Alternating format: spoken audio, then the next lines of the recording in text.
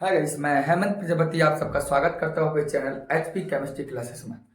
आज हम बात करेंगे तुल्यांकी द्रव्यमान या तुल्यांकी भार पर। एक्वावेलेंट वेट या एक्वावेलेंट मास क्या होता है, ये हम किसी कंपाउंड में किस प्रकार ज्ञात कर सकते हैं, तो उसी के संबंध में आज हम बात आपसे करेंगे। तो लेट्स हम बात करते हैं। सबसे पहले तुल्यांकी द्रव्यमान की गणना हम स्टेप बाय स्टेप सीखेंगे। सबसे पहले अम्लों का तुल्यांकी भार कैसे ज्ञात करते हैं, क्षारों का तुल्यांकी भार ज्ञात कैसे करते हैं, आयनों का तुल्यांकी भार कैसे ज्ञात करते हैं, या किसी लवण का तुल्यांकी भार हम कैसे ज्ञात करते हैं। तो बात करते हैं पहले पर। हम बात करेंगे यहाँ पर सबसे पहले अम्लों का तुल्यांकी भार कि अम्ल का तुल्यांकी द्रव्यमान हम कैसे ज्ञात करते हैं।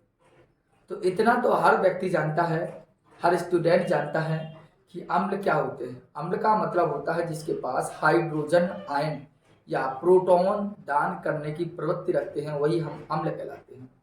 तो अम्लों का तुल्यांकी द्रव्यमान ज्ञात करना हो तो आपको कुछ नहीं करना, आपको दो चीजें पता होनी चाहिए। आपको सबसे पहले फॉर्मूला क्या होता है आपको पता होना चाहिए। अम्ल सबसे पहले क्या करेंगे, हम अम्लों का अणुभार ज्ञात करेंगे। अम्लों का अणुभार वटे में हम क्या करेंगे, ऑब्लिक में होगा हमारा अम्ल की क्षारकता। कंप्लीट। अम्ल की क्षारकता का तात्पर्य होगा यहाँ कि अम्ल कितने हाइड्रोजन परमाणु विस्थापित करता है, वह अम्ल की क्षारकता कहलाएगी। जैसे कि हम आपके लिए एग्जाम्पल में बात करेंगे। यहाँ पर मैंने आपको कहा हमें तुल्यांकी भार ज्ञात करना है, तो सबसे पहले हम बात करेंगे अम्लों के तुल्यांकी द्रव्यमान। तो किसी भी अम्ल का यदि तुल्यांकी वेट आपको ज्ञात करना हो, तुल्यांकी वेट को हम हमेशा ई से लिखते हैं। अब ज्ञात किसे कर रहे हैं, एसिड के अर्थात क्षार के, तो लिख देंगे यहाँ ई इक्वल टू सूत्र बनाएंगे हम, अम्लों का अणुभार निकालेंगे और अम्ल की क्षारकता का भाग देंगे। क्षारकता क्या है, अम्ल किसी अम्ल की क्षारकता, अम्ल की क्षारकता का तात्पर्य है कि किसी अम्ल के द्वारा दिए गए हाइड्रोजन परमाणुओं की संख्या या विस्थापित हाइड्रोजन परमाणु की संख्या। जैसे एग्जाम्पल बात किया HCl, ठीक, जिसे बात किया HNO3, जिसे बात किया H2SO4। तो अगर HCl का आपको ज्ञात करना है तुल्यांकी भार, तो HCl का पहले कहना है भार, तो HCl का भार आपको पता है 36.5। कैसे, एक H का होता है 1, सो Cl का होता है 35.5, दोनों को जोड़ सकते हैं। अब आपका कहता है अम्ल की क्षारकता, अम्ल की क्षारकता मतलब हाइड्रोजन कितना त्याग है, कितना है इसमें एक, तो यहाँ 1 का भाग देंगे, आपका आ जाएगा 36.5। कंप्लीट। इसी आधार पर हम HNO3 की बात करें तो HNO3 का भार निकालें। जैसे आपको भार में प्रॉब्लम हो, देखो HNO3 का निकाल दिखाऊंगा आपको, नाइट्रिक एसिड का। तो हाइड्रोजन कितना होता है 1 प्लस नाइट्रोजन कितना होता है 14 प्लस ऑक्सीजन कितना है 16 इंटू 3।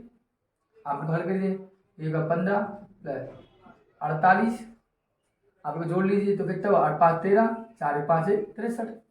तो यहाँ रख दिए इसका मान 63 ऑब्लिक कितना हाइड्रोजन देगा, ये ओनली वन हाइड्रोजन देगा, इसका वन देगा, अर्थात तुल्यांकी द्रव्यमान कितना देगा ओनली 63।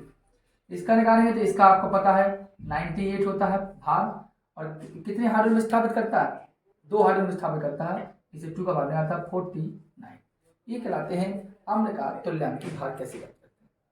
तो किसी भी अम्ल का आपको तुल्यांकी भार ज्ञात करना हो तो अम्ल का अणुभार निकालिए और उसमें विस्थापित हाइड्रोजन की संख्या का भाग दे दीजिए, तो अम्ल का अणुभार निकालेंगे।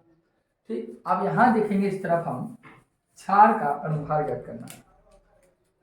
दूसरा पॉइंट क्या होगा हमारा, क्षार का या क्षारीय अम्ल का हो या अम्लों की, अब इस बात करेंगे हम क्षारों के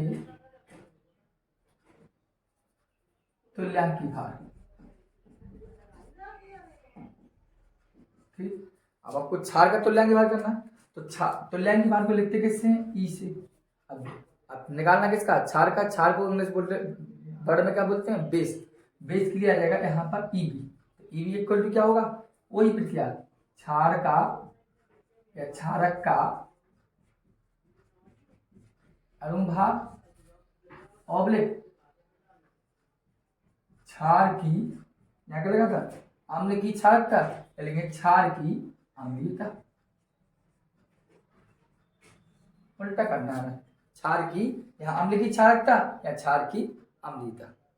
जैसे अब क्षार की अम्लीयता क्या कहलाएगी, क्षार की अम्लीयता वही होगी कि कोई क्षार कितना हाइड्रोक्सिल आयन को विस्थापित करता है, उसकी बात करेंगे हम। तो जैसे हमने बात कर दी निकालने के लिए एग्जाम्पल में, जैसे लिया NaOH, जैसे लिया KOH, ऐसे ले सकते हैं, जैसे लिया CaOH का वोल्टॉइज, इन सब की हम बात करेंगे। जैसे तो आप कैसे याद करते हैं, हमको पता है, सबसे पहले इसका पूरे का भार निकालते हैं। इस पूरे का भार कितना होता है आपको पता, 40 होता है। आप कितने ही हाइड्रोक्सिल आयन दान करेगा आपका, केवल एक, तो इसका भाग देंगे तो कितने करें, 40। इस वक्त KOH का निकाल, देखो आपको अभी हमने आपको बताया भी था, पुनः बात कर रहे हैं, के का कितना होता है, देखो के का आप निकालिए 39 होता है, यही निकाल दे रहा हूँ। ऑक्सीजन कितना होता है, 16 होता है। हाइड्रोजन कितना होता है, 1 होता है। तो आप जोड़िए कितना हो जाएगा, 39 और 70 कितना होगा, 16 फिर 4 56। आप कर लीजिए, हाँ 56 ऑब्लिक कितने हाइड्रोजन आयन दान करेगा, ओनली 1। तो यहाँ कितना हो जाएगा इसका आंसर 56। इस बात पर ध्यान देंगे, ठीक। यहाँ इसी प्रकार यहाँ कैल्शियम का निकालिए, तो कैल्शियम का निकालने का कैल्शियम होता है 40 प्लस ऑक्सीजन कितना होता है 16 प्लस हाइड्रोजन कितना होता है 1, और ये कितना है 2 टाइम्स है। तो बस इसको हल करिए, 40 प्लस 17 34, 16 17 2 34 जाएगा। अब कितना है 4 और 3 74, ठीक। अब आ गया 74 और कितना हाइड्रोक्साइड समूह देगा ये, एक बार में एक देगा तो 2 है, तो 2 का भाग आप देना, 30 है तो 70। आपका ये तुल्यांकी भार अम्लों के तुल्यांकी भार और क्षार के तुल्यांकी भार से रहती है। दोबारा बचें, किसी भी अम्ल का यदि तुल्यांकी भार ज्ञात करना हो तो उसके अम्ल के अणुभार ज्ञात करेंगे और उसमें हाइड्रोजन परमाणु जितना विस्थापित कर सकता है वो उसका भाग देंगे।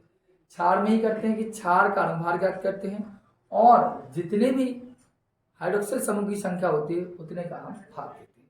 इस बार अम्ल और क्षार के तुल्यांकी भार ज्ञात करते हैं, इसको नोट कीजिए। अब बात करेंगे हम लवण के तुल्यांकी भार।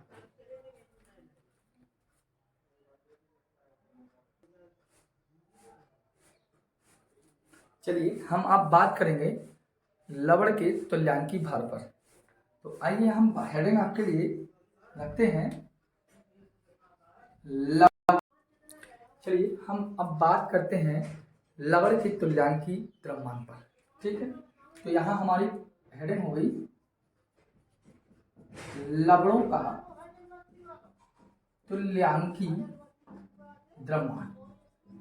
मेरा कहने का मतलब है हमने अभी देखा अम्ल का तुल्यांकी द्रव्यमान कैसे ज्ञात करते, क्षार का कैसे ज्ञात, इसी आधार पर यदि लवण का तुल्यांकी द्रव्यमान ज्ञात करना हो तो फिर क्या वही होगी, पहले आप लवणों का अणुभार ज्ञात करेंगे, जिस भी लवण का आप ज्ञात करेंगे सबसे पहले उसका अणुभार, इसके बाद आपको उसके कुल धनावेशों की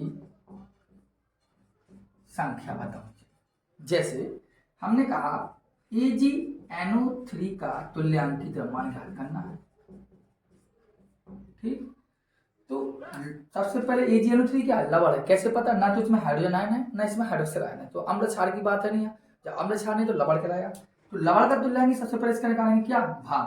तो आपको बता दें Ag का होता है 108 अर्थात 108, नाइट्रोजन का 14, इसका होता है 16 और 3 टाइम्स 48, टोटल देखा जाए तो 170 आएगा।